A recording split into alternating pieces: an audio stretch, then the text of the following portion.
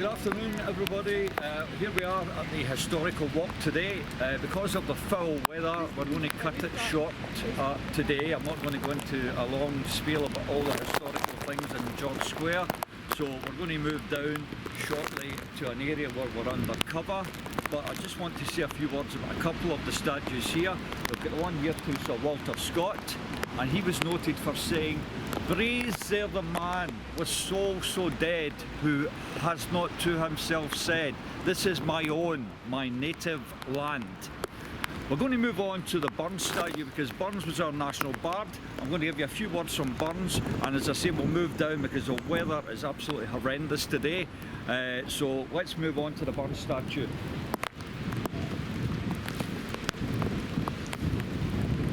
We are at the Robert Burns statue, our national bard, a very good Scottish nationalist and internationalist. Burns was noted for his words on the so-called Union. He said, "Farewell to all our Scottish fame, farewell our ancient glory, farewell even to the Scottish name, sae famed in martial story. Now Sark runs o'er the Solway Firth, and Tweed runs to the ocean, to mark where England's province stands, such a parcel of rogues in a nation." And there sure are. We're cutting it short today because of the foul weather. We're going to move down undercover now into the Merchant City and down towards Argyle Street, and we're going to get undercover down there into a pub. So we'll move on. We're now down in the Merchant City. This is where the tobacco lords operated from, in this area of the city here. Tobacco and sugar were traded here in the 18th century. A lot of the buildings around this area were the result of the money that was made by the tobacco merchants, who were called Virginia Dons, as I was saying. That's how that street over there is called Virginia Street. And the next street to that is Glasford Street. That was John Glasford. He was one of the most prosperous tobacco merchants. He actually owned the building in the corner that Bonnie Prince Charlie stayed on. It was in the corner of the Trongate and Argyle Street. And just along from that there was a pub called the Black Bull Inn. That's where Rabbie Burns stayed in his visits to Glasgow. These were buildings that were owned by John Glasford, a very wealthy tobacco merchant and slave trader. We're going to move on now down to the building I'm talking about, which is a Marks and Spencer's building, and that is where the Black Bull Inn was situated. Hi, we're now down at the plaque here on the wall to Robert Burns. He visited Glasgow in June 1787, February, March 1788. That's the dates that are noted that he actually was here, but I'm sure he was here a lot more often. On this spot, where Marks and Spencer's building is now, was the Black Bull Inn. It was a pub and a guest house. Bottom half was a pub, above it were rooms where people stayed. And the other thing about this area, which is quite interesting, is that the coaches, the old style horse coaches that travel from city to city, away back in the 1700s, they came from Edinburgh to Glasgow, and believe it or not, this is a spot where the coaches actually stopped and picked up people. This was the end spot in Glasgow where the coaches came through from Edinburgh, and also vice versa when they went from Glasgow to Edinburgh. This is the spot where the Black Bull Inn was. We've got a picture of the Black Bull Inn. It's on the internet if you look it up, and outside you'll see a couple of coaches because it was like a sort of ancient bus station, if you like. The coaches would come in from the various cities. One of the main ones obviously being the Edinburgh to Glasgow route. Now, this thing here about Robert Burns, he used to meet one of his sweethearts here called Clarinda. She was a busty blonde from Edinburgh, and they used to meet her here. It was supposed to be a secret, but it became a well-known fact that he visited here a few times, but I'm quite sure he visited here a lot. Anyway, the song Avon Kiss is actually based on Clarinda. That's what that song's based on. Next time you hear that song, remember that. It's based on Clarinda. There are saying that he actually did write it here when he was stationed here. He wrote that song, Avon Kiss. So there we go. So the weather's getting worse now, it's getting windy and rainy. So we're going to move on to the oldest pub in Glasgow, which is just around the corner there, the Scotia Bar. So we'll move down there. Just taking a wee tour around the oldest pub in Glasgow, just to let you see what it's like inside.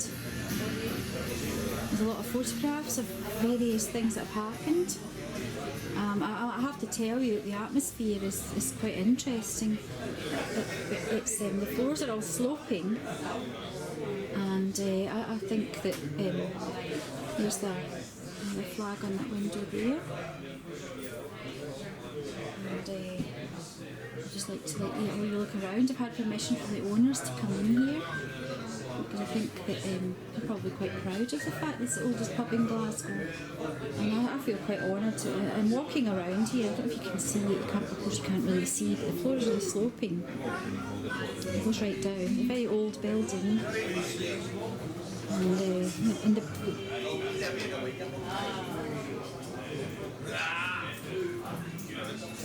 you look right down into the very back of the room. Again, there's loads of photographs of things, so I'll see if I can find anything quite interesting for you to see.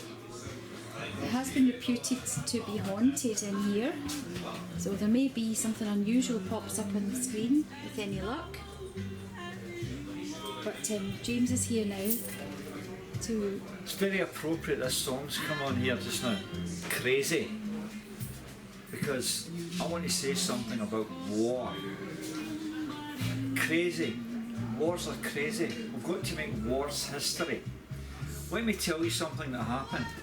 The First World War, with 37 million casualties. Absolutely disgusting. 37 million people perished in the First World War. So all the nations of the world, they got round the table and they decided that they were going to make a renunciation of war.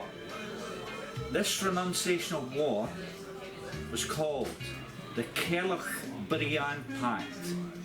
All the nations of the world signed a document, a pact that they were supposed to go along with, called the Briand Pact, that no nation would ever get involved in war again. Every nation that's got involved in war ever since the First World War are guilty of war crimes. It's crazy that we're still having wars. Now, if you think 37 million casualties in the First World War were bad, in the Second World War there were 65 million casualties. It's disgusting. It's crazy. What's going to happen if there's a Third World War? Who's the first target? Scotland. In Scotland, Scotland is the only country in Europe that has the biggest stash of nuclear weapons up at Fastlane. It's only 20 miles from Glasgow. Forget all these crazy stories that we were told during the referendum about losing your pension, losing the money in your bank account. The real scare story is that 20 miles from Glasgow is the biggest stash of nuclear weapons. If a war breaks out, Scotland is the first place to go up in a blue light. Very scary. No other country in Europe will accept them. Only in Scotland have we been conditioned to accept them. That's the situation. Very sad. I hope one day we'll do away with war. I hope to see that day. But we've got to realise that that law must be obeyed. The renunciation of war, the war to end all wars. We've got to obey the law that was signed by all the nations of the world. The Briand Pact. Please look it up. It's an actual war law in international law. please look it up. Thank you. This year is the Declaration of Independence of the Arbroath of 1320. It was signed by all the nobles of Scotland. This, in fact, is the Scottish Constitution. It actually says in this Declaration of Arbroath, the divine providence of the laws and customs of the Kingdom of Scots that we will defend till death. This Constitution means that we have the right to defend our country. This, if it was taken literally, would mean that the Brit laws that we have to obey are wrong. We should be obeying Scottish law under the Declaration of Arbroath. We should be doing what we can to defend our country. It even mentions in this that if this prince, in reference to Robert the Bruce, shall betray us, we will immediately elect another king to defend our liberties. This is the Constitution of Scotland and should be taken literally. At the end paragraph of the Declaration of Arbroath is very important.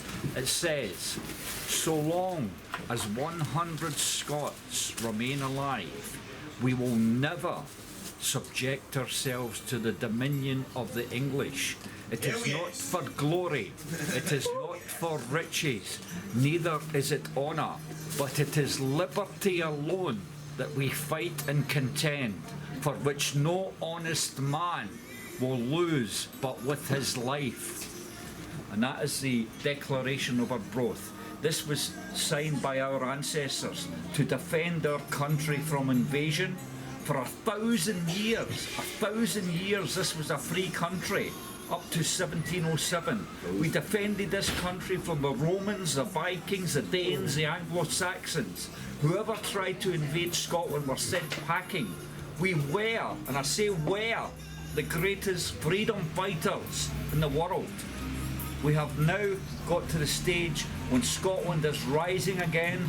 We must answer the call and stand up for Scotland and remember the men who signed the Declaration of Arbroath. Thank you very much. Thank you. Yes! Woo! Woo! Anja, Paddy man.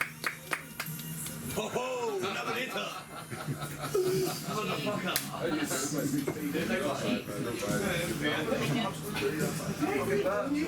Tories and fucking Labour, they want everything edited. I don't mind things not being edited. You can hear me as I'm speaking from the heart. I speak from the heart. Absolutely. What I believe in and what is right. And this is right. This is what our ancestors actually believed in. That we should fight as long as there's 100 of us remain alive. Now there's 60 here anyway. One of them's Welsh. And one of them's Welsh. I'm peeking. Oh jeez. Unbelievable.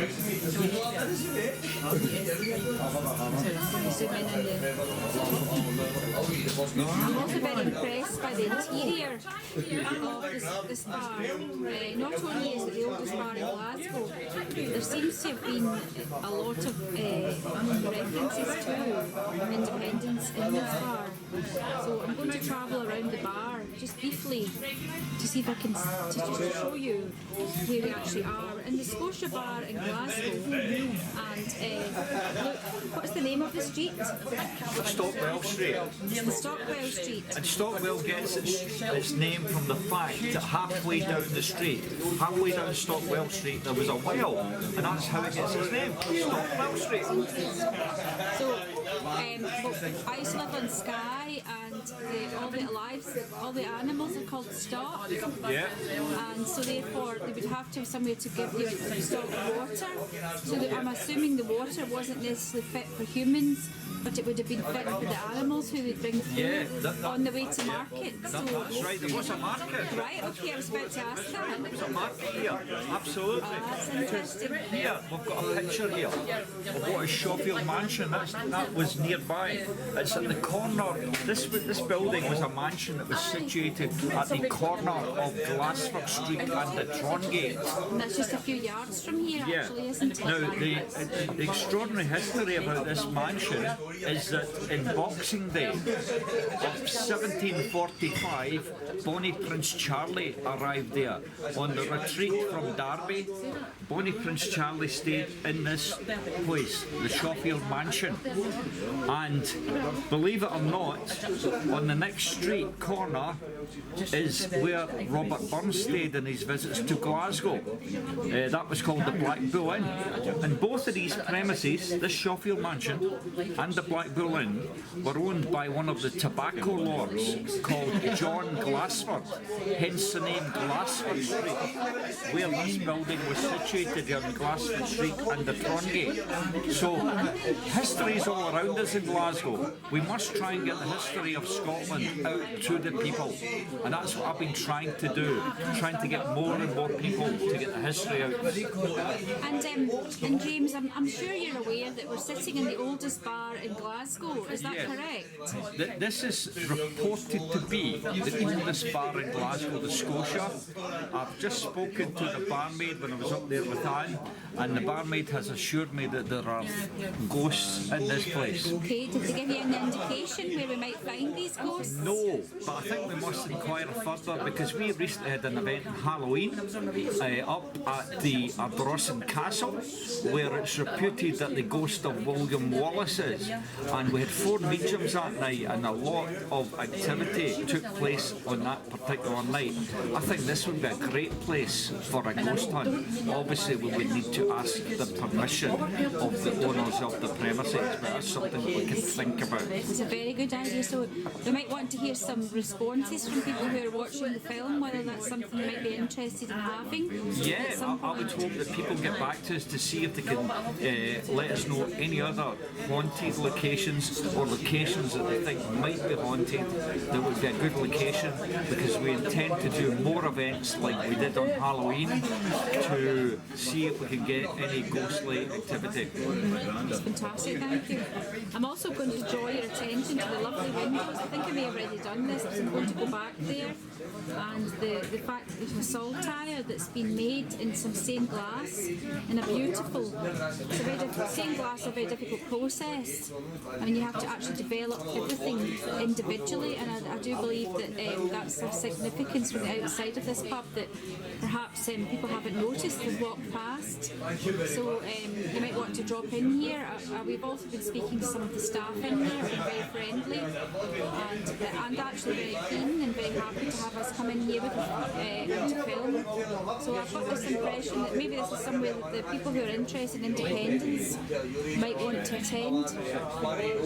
Because he spent a long time in prison. He did. He spent 26 years in prison in Robben Island. He was taken there. He was actually, did you know that Nelson Mandela was actually a king in the province where he actually lived? He was royal family, and he decided to speak out against apartheid in South Africa, and that led to him being a target for the government in South Africa at the time, who were running it, as you know, everyone knows now, as an apartheid system. He's one of the world's freedom fighters, along with people like Gandhi, who won independence for India. You've got other people who have note, the likes of guys like John Lennon. All these people that speak out against freedom are always targeted. This is the way it has always been. This is the way it's always been. People that speak out for freedom. You've got Martin Luther King. Anybody at all that speaks out for freedom is targeted. And just as you speak out for freedom, somebody goes and wins loads of money out of a machine here. That's just typical, isn't it? Well, you're trying to film something about freedom. Well, hopefully that money will give him some freedom today. Absolutely. And that's all we can hope for. But and also, Glasgow has a street which was renamed after Nelson Mandela. That's right, Nelson Mandela Place, that's correct, yes. To remember the great man Nelson Mandela, yeah. And in Scotland we've got total respect for that, because anyone who decides to speak out and speak up for people, individual people, has got a great deal of respect in Scotland. Anybody who speaks up for freedom is always targeted. Many people have been executed because of this. When you think of John Lennon, because of his belief that all the nations of the world should be free. Imagine all the people living life in peace. John Lennon, executed. Gandhi believed in freedom for all the nations of the world, executed. It's always the same. The decent people in this world that believe in freedom are always executed. Just round the corner there is a picture of Che Guevara. I don't think we can see it. Well, I think what we might do is we might just go in there. Freedom fighters. When you think of all the guys that were freedom fighters, over there's a picture of Nelson Mandela. You think of guys like John Lennon, who believed in freedom for all the countries in the world, and he was assassinated. Gandhi, who was a great believer in independence and freedom for all the nations, assassinated. Anybody who speaks up for freedom is assassinated. Sadly, this man, Che Guevara, who was a great revolutionary, saw all the poverty that was in South America, a great revolutionary. He was sadly executed as well. He was actually taken out because of his belief in freedom for all the peoples of the world. And this is how it is, it's always been. Any man or woman who stands for freedom, many of them, when they reach such a status, are taken out by an assassin. Very sad that we've got this situation in this world, because all the countries of the world should be free. All the countries of the world should be free.